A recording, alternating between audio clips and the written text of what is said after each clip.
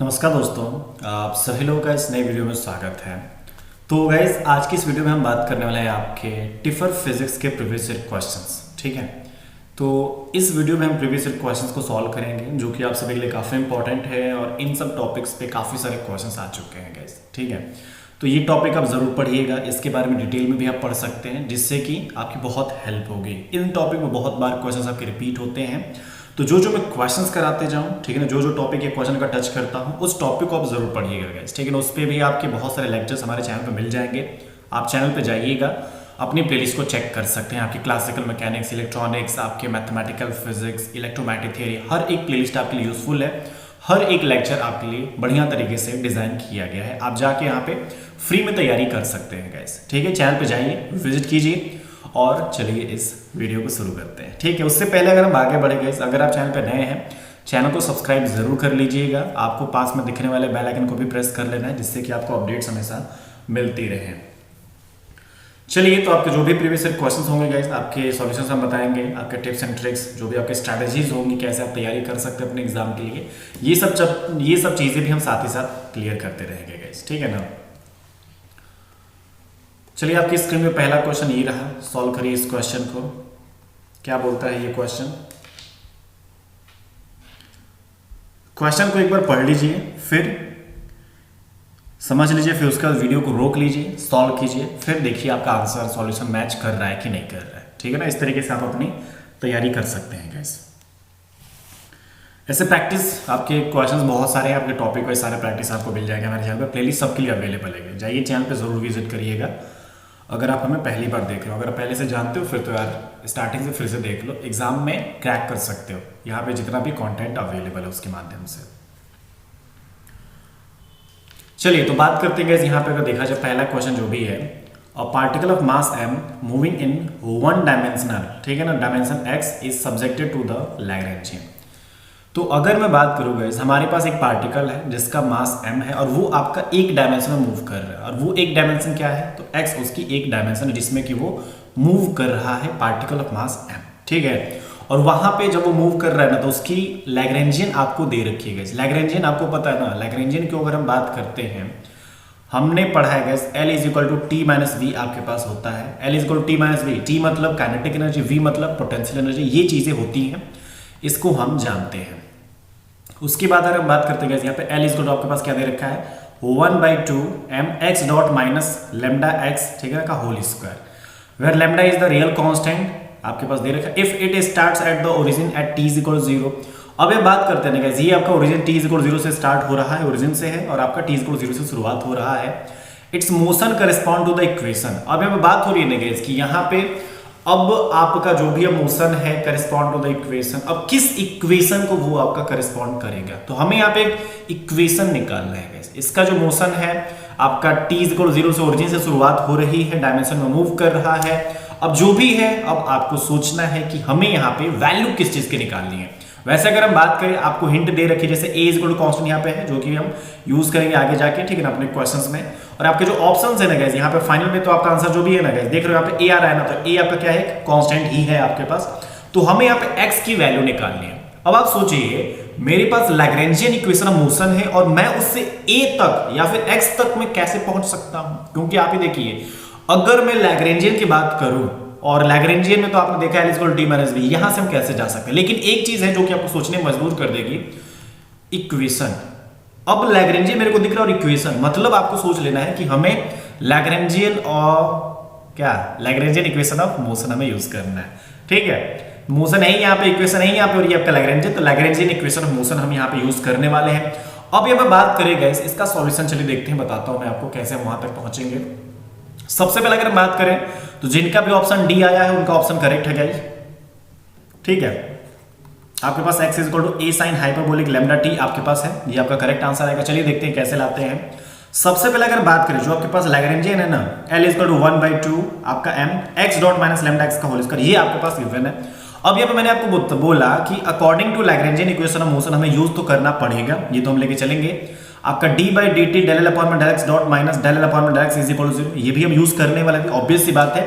ये एक बहुत ही आपका इंपॉर्टेंट रिलेशन है गाइस, आपके क्लासिकल मैकेनिक्स के लिए, सबके लिए ये चीज यूजफुल है। ये आपका जो क्वेश्चन है, ये कॉन्सेप्ट होता है ना, आपके CSR NET physical science, GATE physics, आपके MSc फिजिक्स के जो एंट्रेंस एग्जाम है, आपके टिफर फिजिक्स, जेस्ट फिजिक्स, हर जगह ये आपका क्वेश्चन पूछा जाता है। इस पे बेस्ड आपको बहुत सारे क्वेश्चंस करने हैं जो कि हमारे चैनल पे आपको मिल जाएंगे। ठीक है, अब जाइए क्लासिकल मैकेनिक्स की प्रैक्टिस प्रॉब्लम्स की सीरीज है आपके पास, उसके बाद टॉपिक वाइज भी प्रॉब्लम्स आपको मिल जाएंगे, तो जाइए चैनल पे जरूर विजिट करिएगा।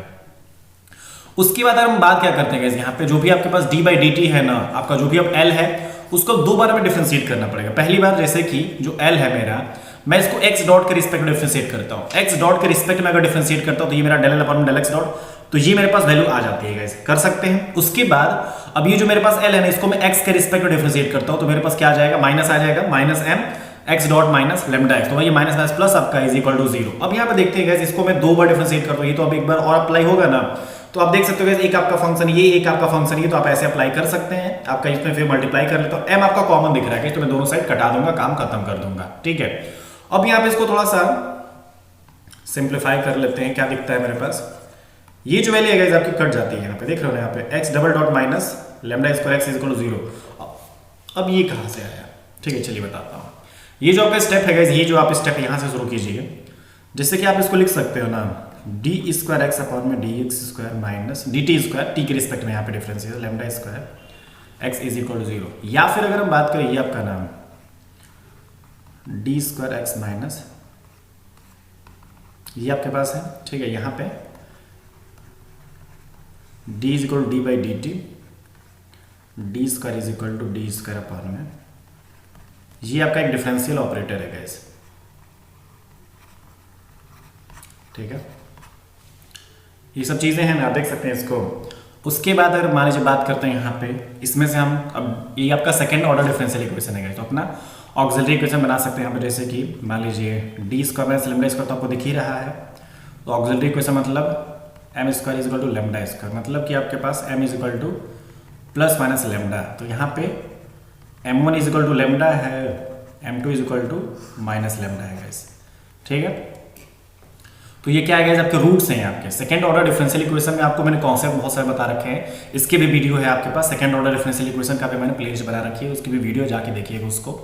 इसमें अगर हम बात करें गाइस, यहाँ पे हमारे पास ये जो रूट्स हैं आपके क्या है, रियल है लेकिन इक्वल नहीं है, डिफरेंट है आपके पास। तो आपके पास ना जो जनरल सॉल्यूशन या फिर जो कॉम्प्लीमेंट्री फंक्शन होता है, आप वाई इक्वल जो भी लेके आओगे, ठीक है, आपका कितना हो जाता है c1, ठीक है ना, e की power m1x plus c2 e की पावर m2x, ये आपके पास हो जाता है गैस। तो इसका जो सॉल्यूशन होगा आपके पास c1 e की power lambda x plus c2 e की पावर माइनस लेमडा x, ये आपके पास हो जाएगा क्या, आप ये देख रहे हो क्या। अब यहाँ पे बात ये है कि मैं t के रिस्पेक्ट में बात कर रहा था यहाँ पे, ठीक है, तो अब ये x तो नहीं रहेगा यार, ठीक है ना, तो मैं इसको क्या कर लूँगा m1t, ये फंक्शन को हमें ध्यान देना है बस, क्योंकि यहाँ पे जो भी डिफरेंशिएशन मैं किसके रिस्पेक्ट में कर रहा था, यहाँ पे x के रिस्पेक्ट में नहीं कर रहा था, यहाँ पे t के रिस्पेक्ट में कर रहा था गाइस। ठीक है, तो ये आपका जनरल सॉल्यूशन हो जाता है, c1 e की power lambda T plus c2 e की पावर माइनस लेमडा टी, ये मेरे पास आ चुका है गाइस। अब मैं काम क्या करता हूँ ना, आपको ओरिजिन से स्टार्ट करते हैं, एक डायमेंशन नहीं जा रहे हो, आपके पास y तो है नहीं, तो आप ओरिजिन से x इक्वल 0 से t इक्वल 0 पर देख सकते हो यहाँ पे। ठीक है, तो आपके पास एक कंडीशन दे रखी है, मान लीजिए t equal 0 at x equal 0, ठीक है, तो यहाँ पे आप देख सकते हैं, या फिर at t equal 0 x equal 0, ये पे आपको पहले से भी पता है, क्योंकि ओरिजिन से ही शुरुआत हो रही है आपकी t इक्वल 0 वाली वैल्यू। अगर मैं आपको पुट करता हूँ ना, आपका 0 c1 आपका ये भी 0, ये भी आपका, ठीक है, तो आपके पास c1 प्लस c2 इक्वल 0 आपके पास हो जाएगा। तो हमने यहाँ पे क्या पाया गाइस, अगर हम देखें तो हमने इस वाले रिलेशन से ये पाया कि c1 इज इक्वल टू ना माइनस c2 हो रहा है गाइस। तो दोनों में अगर रिलेशन की बात आएगी तो यहाँ पे मैं माइनस c1 यहाँ पे पुट कर सकता हूँ, मैं c1 कॉमन ले सकता हूँ, e की power lambda T minus e की पावर माइनस लेमडा टी, ठीक है ना, ये आपके पास हो जाएगा। अब मैं काम कर सकता हूँ, c1 तो आपका बाहर हो गया, लेकिन ये जो एक आपका फॉर्मूला होता है ना गाइस, ये भी एक फॉर्मूला है, रिलेट कर सकते हैं इसको, जैसे कि आपने पढ़ा होगा sine hyperbolic x is equal to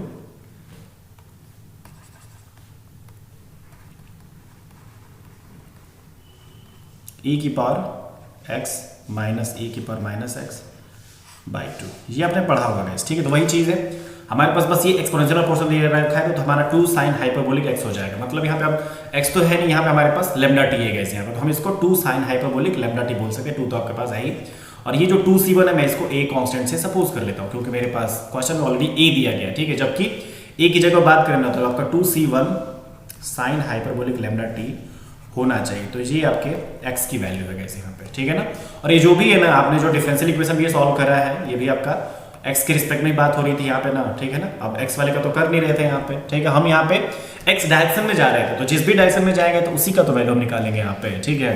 तो इसीलिए थोड़ा सा यहाँ पे ये है कि वो जो मैंने अभी कॉन्सेप्ट बताया डिफरेंशियल इक्वेशंस वाले, वो आपकी अलग चीज है, ठीक है। यहाँ पे आप इस क्वेश्चन के हिसाब से यहाँ पे यूज करेंगे, ठीक है ना। जैसे कि यहाँ पे देखिए आपको एक्स की वैल्यू निकालनी है, ठीक है, आपको टी के रिस्पेक्ट डिफरेंशिएशन करना है, देख रहे हैं ना यहाँ पे, क्योंकि अब देखो यार सीधी सी बात है, डी स्क्वायर एक्स अपॉन में डी टी स्क्वायर, तो हम इसी की तो वैल्यू निकालते हैं, आपने देखा होगा ना, ठीक है। और ये तो उसके रिस्पेक्ट में है, ठीक है। तो इसी हिसाब से आपको थोड़ा सा क्वेश्चन भी सॉल्व करना है।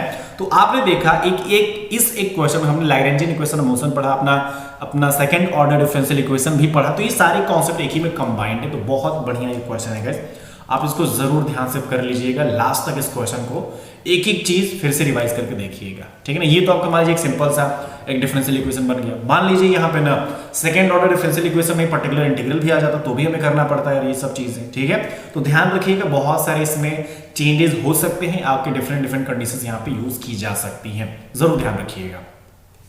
चलिए कुछ आपके कोर्सेज के बारे में बता देता हूँ। आपके कुछ और भी कोर्सेज हैं, जैसे कि अगर जो लोग भी BHU, DU, JNU, MSc entrance इसके लिए अगर प्रिपेयर कर रहे हैं 22 के लिए, तो उनके लिए नया बैच हमने स्टार्ट कर दिया गया, जब जाके हमारे एप्लीकेशन पे ज्वाइन कर सकते हो, ठीक है। इसकी कंप्लीट कोर्स की फीस आपकी 4000, आप इस नंबर पे कांटेक्ट कर सकते हैं या फिर हमारा एप्लीकेशन डाउनलोड कर लीजिए। और जो लोग भी अपने CSR नेट फिजिकल साइंस जून जनवरी के लिए प्रिपेयर कर रहे हैं, तो उनके लिए देख आपका लाइव बैच तो स्टार्ट हो ही चुका है, ठीक है। स्टार्ट होगा आपका 20 दिसंबर से, लेकिन उनके लिए complete course recorded batches available है, आप जाके वहां पे ज्वाइन कर सकते हो, ठीक है। रिकॉर्डेड बैचेस आपके 4500 के ही हैं, वो आप जाके जनवरी के लिए भी तैयारी तुरंत कर सकते हो, आसानी से क्रैक कर सकते हो। आपके जून एग्जाम के लिए भी अगर रिकॉर्डेड बैचेस चाहते हो सस्ते में, तो वो भी आपके लिए अवेलेबल, इसमें आपके हर एक चीज अवेलेबल है वहां पे, ठीक है। जाइए तैयारी कीजिए, शुरू कीजिए। और जो लोग भी हमारे IIT फिजिक्स 22 के लिए प्रिपेयर कर रहे हैं, उनके लिए हमने एक लाइव प्रैक्टिस कोर्स स्टार्ट करना है, वो आपका 2 दिसंबर से स्टार्ट होगा गाइस, ठीक है। तो इसको जाके आप ज्वाइन कर सकते हैं। जो लोग लास्ट टाइम में प्रिपरेशन करना चाहते हैं प्रैक्टिस क्वेश्चंस के साथ, उन्होंने अपना मतलब थ्योरी काफी पढ़ रखी है, लेकिन लास्ट टाइम में चाहते हैं कि भाई रिवीजन होता रहे, तो वो लोग जाके इस कोर्स को ज्वाइन कर सकते हो। इसकी फीस काफी कम है, 1000 रुपीज गाइस, ठीक है। इसमें आपके मंडे टू सैटरडे आपकी क्लासेस होंगे, डेली हम लाइव क्लास करेंगे इसमें, और लाइव प्रैक्टिस हम करेंगे, तो इसलिए इसका नाम लाइव प्रैक्टिस कोर्स या फिर मॉक टेस्ट भी आप इसको बोल सकते हैं। तो ध्यान रखिएगा इन सारे कोर्सेज को, जो भी कोर्सेज हैं आपके और भी कोर्सेज अवेलेबल है, आप जाके इस नंबर पे कांटेक्ट कर सकते हैं या फिर हमारे एप्लीकेशन को डाउनलोड कर लेंगे, वहां पे आप जाके कोर्सेज को ज्वाइन कर सकते हैं, ठीक है। चलिए थैंक यू, आगे बढ़ते हैं। नेक्स्ट क्वेश्चन बात करते हैं गाइस। यहाँ पे नेक्स्ट क्वेश्चन आपका क्या है, इसको सोचिए थोड़ा सा। तो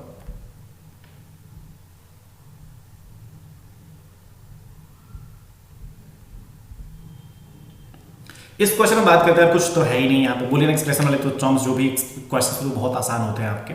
सबसे पहले देखिए and Boolean terms a + b a + c, ठीक है। हमें क्या इसको दिखाना है, किसके इक्वल है आपके पास, तो वही चीज प्रोडक्ट आपको करना पड़ेगा। एक बार इसके साथ करिए, फिर एक बार इसके साथ करिए, फिर ये BA करिए, फिर BC करिए। इस तरीके से हम इसको थोड़ा सा देख सकते हैं। देखिए चलिए सॉल्व कर लेते, क्या दिक्कत है। देखिए कर दिया गाइस हमने, और अपनी कुछ प्रॉपर्टीज हम जानते हैं, जैसे कि a = a हो जाएगा, एंड a1 + b + ac = ये आपका कितना हो जाएगा, या फिर मान लीजिए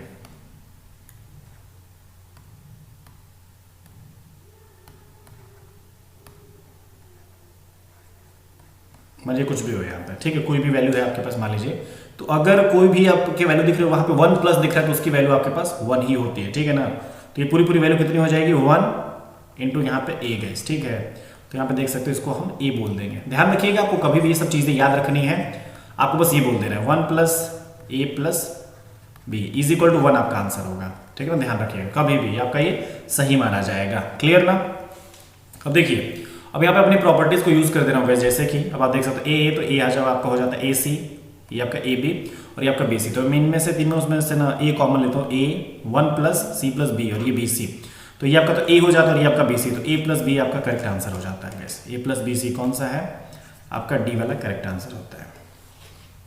चलिए नेक्स्ट चलते हैं, नेक्स्ट क्वेश्चन की तरफ। इस क्वेश्चन में क्या बात हो रही है गाइस यहाँ पे,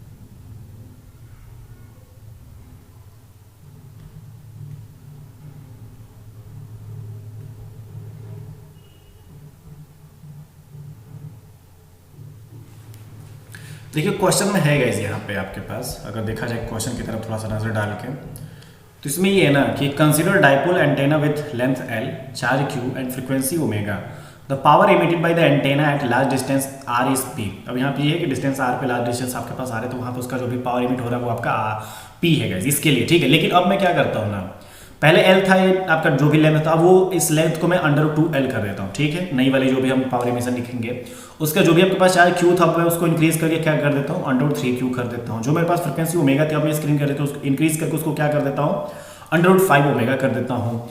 अब यहाँ बात ये हो रही है कि जो ओल्ड वाला आपके पास जो भी पावर इमिशन था, पावर इमिट जो भी आपके पास कर रहा था, और जो नए वाले हमने जो चेंजेस कर रहे हैं यहाँ पे इसके जो भी हमने क्वांटिटीज थी, तो उसमें करने के बाद पहला वाला और दूसरे वाले में क्या चेंजेस आपको देखने को मिल रहा है, क्या रेशियो वहां पे, क्या ऐसा फैक्टर है जो कि उनके चेंजेस को शो कर पाएगा। सबसे पहले तो यार ये दिक्कत ये है कि हमें अब इस टाइप के अगर क्वेश्चन पूछे जाए तो हमारा फॉर्मूला क्या होता है, वो दिक्कत है आपके लिए, ठीक है। तो यहां पे आपको पता होना चाहिए power radiated bye dipole antenna के लिए एक फॉर्मूला होता है, वो क्या होता है आपके पास, P इज इक्वल टू आप बोल सकते हैं यहाँ पे म्यू नॉट आपका, ठीक है, म्यू नॉट आपका, फिर क्या हो जाता है यहाँ पे, आप इसको क्या क्या चीज़ रिप्रेजेंट कर रहे हो यहाँ पे, आपका क्यू वाला पोर्सन हो ही जाता है यहाँ पे, ठीक है ना। आपका डाइपोल मोमेंट यहाँ पे हो जाता है gas mu naught P not square omega की पावर 4 12πc, ठीक है। अब यहाँ पे बात ये हो रही है ये जो आपका है परमेबिलिटी, ये आपका फ्रीक्वेंसी, ये P नॉट जो दिख रहा है ना आपका डाइपोल मोमेंट है, ठीक है। डाइपोल मोमेंट का आपको फॉर्मूला तो पता होना चाहिए ना। डाइपोल मोमेंट एग्जैक्टली क्या होता है आप जानते हो, P not is equal to यहाँ पे Q इंटू एल। मैं ऐसे कुछ कर सकता हूँ गैस यहाँ पे, ठीक है, ऐसी चीजें होती है ना, ये आपका डाइपोल मोमेंट और ये वाला पावर रेडिएटेड होता है गैस। तो वही चीज है कि अब ये जो भी फॉर्मूला है ना थोड़ा सा देखेंगे कि आपका Q भी इसी में दिख रहा है, आपका L भी इसी में दिख रहा है। तो पहले आपके पास क्या आ रहा था, और यही अगर मैं वैल्यूज को थोड़ा सा बदल देता हूँ, जैसे कि अब मैं Q की जगह पे √3Q पुट कर रहा हूँ, L की जगह पे √2L पुट कर रहा हूँ, आपके ओमेगा की जगह पे √5 ओमेगा पुट कर रहा हूँ, तो अब मेरी जो पावर रेडिएशन होगी वो आपकी क्या बनेगी गाइस यहाँ पे, चलिए देख लेते हैं। यहाँ पे देखिए अगर हम बात करेंगे जो भी आपके पास पावर जो भी आपका रेडिएटेड होता है डाइपोल एंटेना के माध्यम से, तो वो आपका देख सकते हो यहाँ पे आपका mu naught P not square omega की पावर 4 12πc। यहाँ पे जो P है ना गाइस, यहाँ पे जो भी आपका P नॉट है वो आप क्या बोल सकते हैं यहाँ पे डाइपोल मोमेंट आपके पास होता है। अब हमारे पास ना जो पहले था L Q P नॉट या फिर जो भी आपको ओमेगा, अब देखिए L और Q अगर आपके चेंजेस होता है तो आपका डाइपोल मोमेंट में भी बदलाव आएगा गाइस यहाँ पे, इसके अकॉर्डिंग हम बात कर सकते हैं यहाँ पे, ठीक है। तो L मेरा √2L हो जा रहा है, Q मेरा √3Q हो जा रहा है, P नॉट आपका √6 P नॉट यहाँ पे हो जाएगा। क्यों, क्योंकि आप ये देखते हो गाइस हमारे पास अब नया वाला जो बनेगा ना आपका डाइपोल मोमेंट, वो आपका क्या Q आपका √3Q है और आपका L जो है आपका √2L है। तो यहाँ पे ये आपका √6 और ये आपका QL, तो इसकी जगह मैं क्या लिख सकता हूँ, मान लीजिए ये P नॉट और ये आपका √6 P नॉट, ऐसे बोल सकते हैं आप। तो इसीलिए आपका ये P नॉट की जगह पर √6 P नॉट आप इसको यूज करें, इसको मैं P नॉट प्राइम भी लिख सकता हूँ जिससे कि आपका पता चल सके भाई डिफरेंस यहाँ पे हुआ है। तो ये चीजें बस मैं करने वाला हूँ, ये जो फॉर्मूला है इसमें सारी चीजें पुट कर दीजिएगा आप लोग। म्यू नॉट कोई चेंजेस नहीं, P नॉट की जगह पर आपको दिख रहा है √6 P नॉट का स्क्वायर, ओमेगा की पावर 4 की जगह पे आप अपना जो भी √5 ओमेगा तो उसकी पावर 4 हम करेंगे। तो उसके बाद हम ये देख सकते हैं गाइस आपका डिवाइडेड बाय 12πc। अब मैं पूरी वैल्यूज में थोड़ा सा चेंजेस यहाँ पे देखना चाहता हूँ, जैसे कि आपके पास ये √6 का होल स्क्वायर कर तो 6 हो जाएगा, इस √5 का अगर पावर 4 में करता हूँ तो ये कितना हो जाएगा मेरे पास, अगर देखा जाए तो ये आपका 25 हो जाएगा, 25 भी बाहर आ जाएगा। उसके बाद सारी चीजें तो आपके पीआई के अकॉर्डिंग ही थी, ठीक है। तो इसको आप देख सकते हो 150 और ये आपको ओरिजिनल जो पीआई का फॉर्मूला था यहाँ पे पावर रेडिएटेड का, ये सब तो उतना ही था, तो हम वो सब चीज़ हटा के अपना पीआई वहाँ पे लिख चुके हैं गैस, ठीक है। अब यहाँ पे पीएफ ऊपर में पीआई फाइनल वाला और इनिशियल वाला अगर वैल्यू की बात करो तो उसका जो फैक्टर है आपका 150 यहाँ पे रिजल्ट आ रहा है, ठीक है ना। तो ये चीज़ें हैं, आप देख सकते हैं यहाँ पे एक बार और लिख देता हूँ, जैसे 6 × 25 × ना mu naught P not square omega की पावर 4 अपॉन में 12πc। तो ये जो वैल्यूज है ना गाइस इसको मैंने क्या लिख दिया, इनिशियल वाला पावर रेडिएशन, ठीक है ना, 6 × ये है गाइस आपका, ठीक है। तो इस तरीके से हमारा आंसर जो आया है 150 आपके पास करेक्ट आंसर आएगा, इस नोट डाउन जरूर कर लीजिएगा। ये आपका फॉर्मूला बहुत इंपॉर्टेंट है आपके लिए यार, ठीक है ना, भूलिएगा नहीं इसको, नहीं तो दिक्कत हो जाएगी फिर। चलिए नेक्स्ट क्वेश्चन करते हैं।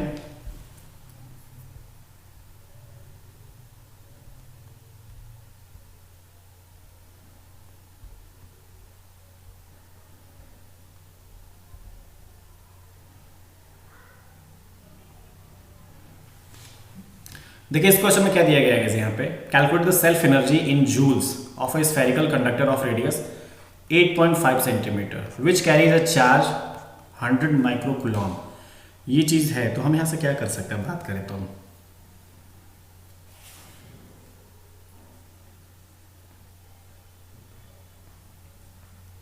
यहाँ पर आपके लिए एक फॉर्मूला इंपॉर्टेंट है गाइस, अगर आप चाहते हो यहाँ से निकालना, ठीक है, हमें सेल्फ एनर्जी कैलकुलेट करनी, वो भी जूल्स में। स्फेरिकल कंडक्टर के लिए सेल्फ एनर्जी का फॉर्मूला क्या होता है ये हमें पता होना चाहिए गाइस, ठीक है ना। Self energy of cell spherical conductor, अब देख लीजिए फॉर्मूला में लिख देता हूँ, इसको हम यू से डिनोट कर देते हैं। यू इज इक्वल टू आपका हो जाता है क्यू स्क्वायर पर में 8 पाई एप्सिलॉन नॉट आर, ये आपके पास इसकी वैल्यू होती है गाइस, ये चीज़ हमें ध्यान देना है। इसको सॉल्व करने का तरीका भी अगर हम चाहें तो देखिए, जो आपका क्यू ऑफ स्क्वायर पर दिस 1/4 8 पाई एप्सिलॉन नॉट है, मैं इसको चाहता हूँ ना 8 को मैं 1/8 को ना मैं 1/2 इधर कर देता हूँ, और ये आपका 1/4 पाई एप्सिलॉन नॉट, और ये आपका क्यू स्क्वायर पर में आर। अब ये इसकी वैल्यू आप जानते हो, इसकी वैल्यू कितनी होती है 9 × 10⁹, बस ये इतना बनाने के लिए बस ये, ठीक है ना, क्योंकि अब 1/8 पाई एप्सिलॉन नॉट बड़ी दिक्कत की बात होगी सॉल्व करना है इसको, तो इसीलिए हमने इसको यहाँ पे प्लेस कर दिया। अब आपका जो रिजल्ट है ना सेल्फ एनर्जी वाला जो भी स्फेरिकल कंडक्टर है 1/2 आपका 1/4 पाई एप्सिलॉन नॉट, या फिर 1/2 × 9 × 10⁹ क्यू आई स्क्वायर अपॉन में आर ऐसे पुट करके। अब आर किलो देख लीजिएगा इस, और आपके पास चार्ज भी आपको दिख रहा है 100 माइक्रो कूलम, तो यही चीज बस मेरे को पुट कर देना है, मेरा काम हो जाएगा गैस, ठीक है ना। सारी चीजें है ना आपके पास। आर कितना दे रखा है आपका 8.5 सेंटीमीटर है गैस, इसको आप मीटर में कन्वर्ट कर लेंगे। और जो आपके पास चार्ज कितना था 100 माइक्रो कूलम, ठीक है, तो 100 × 10⁻⁶, मतलब कि 10⁻⁻4 ये आप कर सकते हो गैस यहाँ पे। तो इसका क्या है क्यू स्क्वायर, तो इसका 10⁻⁻4 का होल स्क्वायर कर लीजिए, उसका सिंप्लीफाई करते हैं आपके 617 हो जाएगा। इसकी बात करिए कितना 10⁻8 ना, है ना, और ये वाला ऊपर चला जाएगा, ठीक है। देखिए ये सब तो ठीक है, 9/17 आपको हो जाता है 10⁻9, और ये वाला माइनस 10⁻8, और ये वाला ऊपर जाएगा तो ये 10⁻9+2 हो जाएगा गैस। तो ये कितना हो जाएगा 11, तो ये आपका 10⁻3, मतलब बच चुका है कितना आपका फाइनल, अगर डिवाइड कर देते हैं गैस यहाँ पे, तो ये आपका 529.41 जूल, ठीक है, या फिर 529 शॉर्टकट में आप इसको राउंड फिगर करके लिख सकते हैं। 529 इसका जूल आंसर आ रहा है गैस, ठीक है। नोट डाउन जरूर कर लीजिएगा, क्वेश्चन का फॉर्मूला बहुत इंपॉर्टेंट है गैस आपके लिए, ये मत भूलिएगा आप लोग। चलिए एक और क्वेश्चन करते हैं। वीडियो अच्छी लगी तो वीडियो को लाइक करते जाइए, शेयर करते जाइए, ठीक है ना। वीडियो को लाइक और शेयर करना बिल्कुल भी मत भूलिएगा, अपने दोस्तों के साथ भी शेयर करिएगा, जिससे कि उनकी भी हेल्प हो सके थोड़ी बहुत, वो भी प्रैक्टिस कर सकें। हमारी प्लेलिस्ट को उनके साथ शेयर कीजिए, आप भी पढ़िए उनसे, ठीक है। और कोर्सेज को ज्वाइन करने के लिए हमारा एप्लीकेशन और डाउनलोड कर लीजिए, राज फिजिक्स ट्यूटोरियल्स, वहाँ पे आपके सारे कोर्सेज मिल जाएंगे गाइस, ठीक है ना।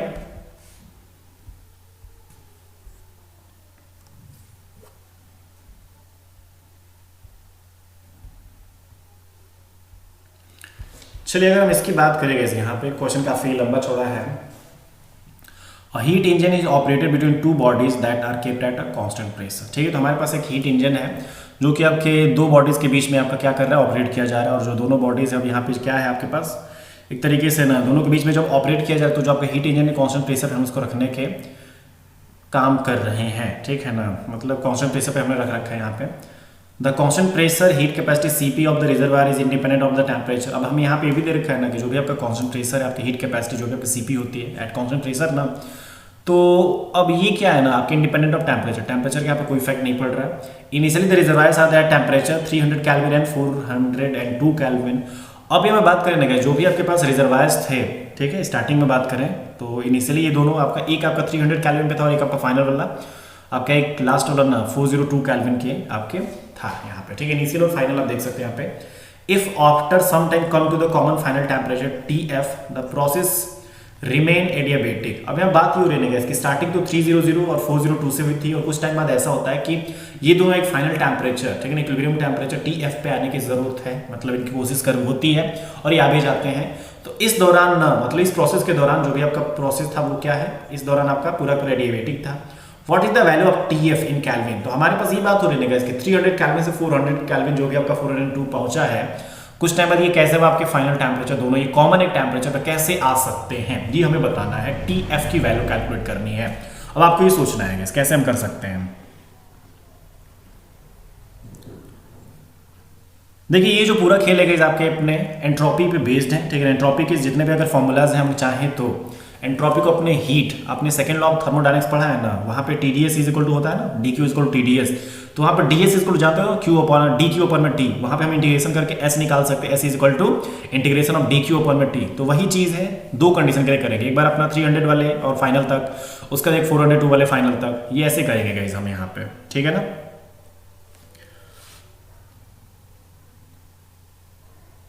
चलिए देख लेते हैं यहाँ पे जो भी आपका रिजर्वायर है। Let the final temperature of the reservoir be TF, ये दोनों आपका, ये भी आपका, ठीक है ना। 402 से आपका ये कांस्टेंट टेम्परेचर, ये आपका 300 केल्विन तक पहुंच रहा है। मान लीजिए अब दोनों एक कॉमन टेम्परेचर को जा रहे हैं। Change in the entropy of source, अब यहाँ पे सोर्स में जब बात हो रही है, मान लीजिए आपका 402 है, आपका 402 से TF जाने की कोशिश करेगा भाई, ठीक है। ये आपका रिलेशन था ना, लिमिट आपकी, और DQ को बात करें तो CP DT भी आपके पास हो जाएगा गैस, ठीक है, हो जाता है ना आपका। Change in heat is equal to जो भी आपका specific heat at constant pressure into temperature होता है ना, पता है ना आप लोगों को। उसके बाद हम बात करते हैं यहाँ पे इंटीग्रेशन कर देंगे तो आपके पास क्या आ जाता है अपना CP log अपना TF अपॉन में 402, ऐसे ही अपने सिंक वाला भी कर लेते हैं तो 300 से TF तक, इसको भी सॉल्व करेंगे तो हमारे पास कितना आ जाता है CP log TF अपॉन में 300। अब हम बात करते हैं यहाँ पे, अब ये जो भी आपका प्रोसेस था उस दौरान ये पूरा एडिएबेटिक था, तो जो उसके एंट्रोपी में जो भी अब नेट चेंज होगा ना वो आपका 0 होगा। तो दोनों को हम ऐड कर लेते हैं, ΔS1 plus ΔS2 is equal to 0। अब पहला ये एक पुट करते हैं, दूसरा ये एक पुट करते हैं, CP आपको कॉमन लेके इज इक्वल टू 0 दिखा सकते हैं। उसके बाद आपको क्या दिखता है यहाँ पे log TF अपॉन में 402 प्लस log TF अपॉन में, ये दोनों मल्टीप्लिकेशन है तो log में अगर मल्टीप्लिकेशन मतलब log के दो log के बीच में अगर प्लस दिख रहा है तो वहाँ पे मल्टीप्लिकेशन का साइन लगा सकते हैं। तो log TF स्क्वायर अपॉन में ये दोनों भी मल्टीप्लाई हो जाएंगे 402 इंटू 300, ये हम कर सकते हैं ना। अब मैं क्या करने वाला गैस यहाँ पे, अब मैं दोनों साइड ये जो log उधर भेज सकता हूँ गैस, यहाँ पे उधर जाके आपका क्या हो जाएगा एक्सपोनेंशियल हो जाएगा। देखिए TF स्क्वायर अपॉन में 402 इंटू 300 इज इक्वल टू ई की पावर 0।